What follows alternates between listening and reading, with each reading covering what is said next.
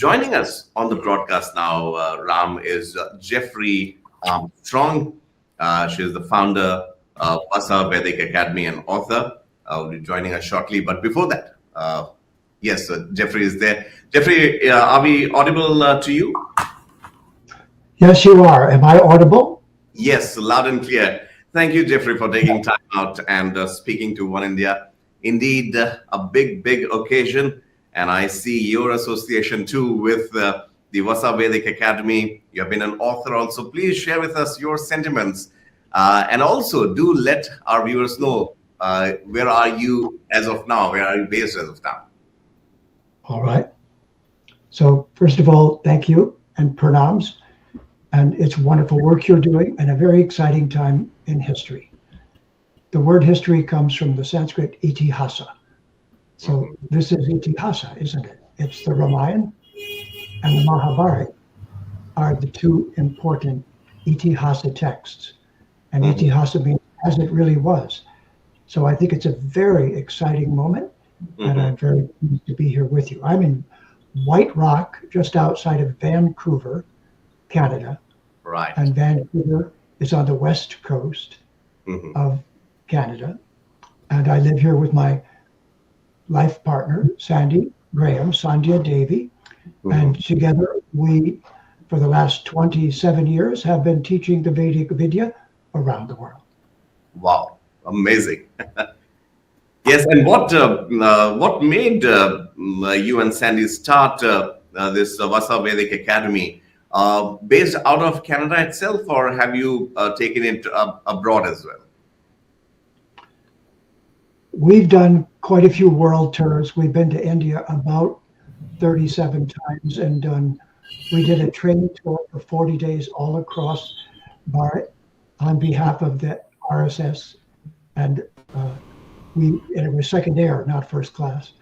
But that's fine because we're here to teach and talk about the Vedic Vidya. So we've done that quite a bit. I personally spent 5 years in an ashram as a brahmachari in my 20s, studied Jyotish 3 years under a Jyotishi from Bharat, and then studied Sanskrit with a Benares Pandit who had memorized the Ashtadhyayi Panini. So I've had very excellent gurus, and I am now doing my best to serve them and the Vedic culture. Right. Needless to say, you would see how big an agenda it is here in India, the Ram Temple. Several aspects to it, obviously.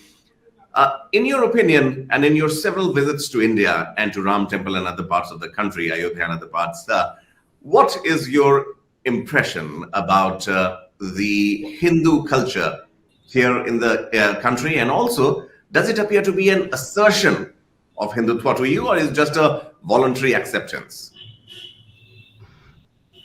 Well, my favorite verse during this renewal of the Ram Sita temple, and I always say it that way. If you just say Ram, you kind of miss the point. It's Sita Ram, it's Ramanuja. It's something very unique.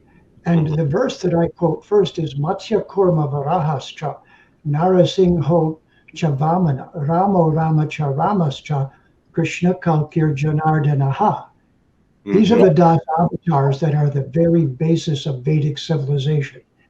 If you avoid them and don't talk about them, you're not standing on the strongest platform. The platform that the Vedic culture stands for is that the ultimate supreme being who exists in the realm of Brahman appears upon Mata Bhumi periodically and twice in Purna avatar, full manifestation. There is not another civilization on our planet that has a worldview of this nature.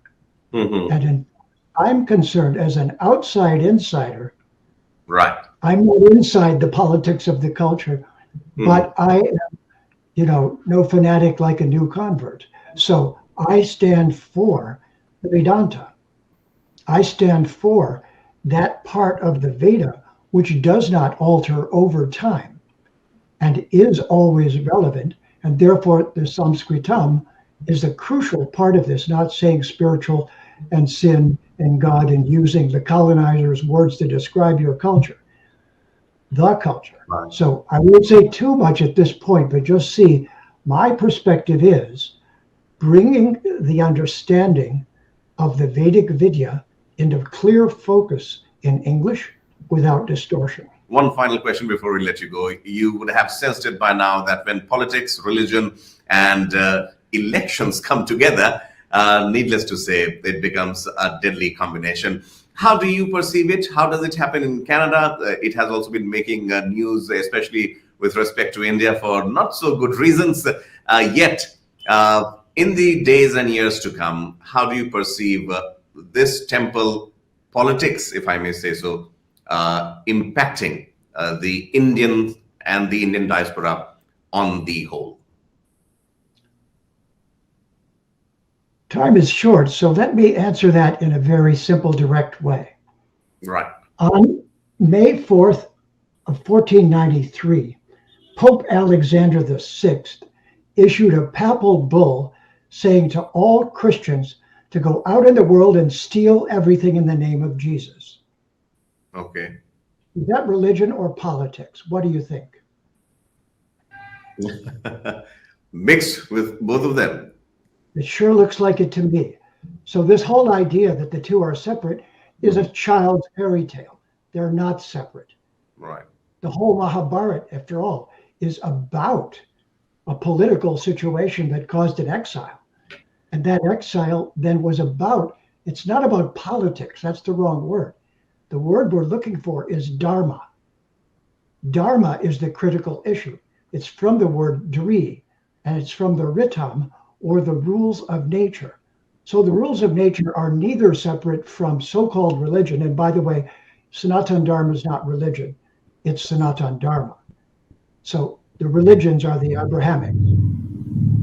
But this issue is not separate, and that's the point. As a matter of fact, that's what acharya means. Yad yad acharati shreshtas. Tatad eve taro janaha sayat pramanam kurute. Lokas tad anuvartate. Whatever an elevated person does through their actions sets a personal example for the whole world. That is not separate from politics, nor is it separate from Sanatan Dharma. So quite the contrary, I would say that Ram Rajya is the personification of the mix between those two being conducted by an avatar of the ultimate supreme being. And that all of that needs to be said in the same sentence, because only then is it the true viewpoint of Bharat. Well, indeed, Jeffrey, keeping, to the good side, I would say, into the good books of the masses is what any government would try and do. And yes, Sanatan Dharma and religions, two different aspects, yet very often you would see both of them coming at the same plane at a particular time.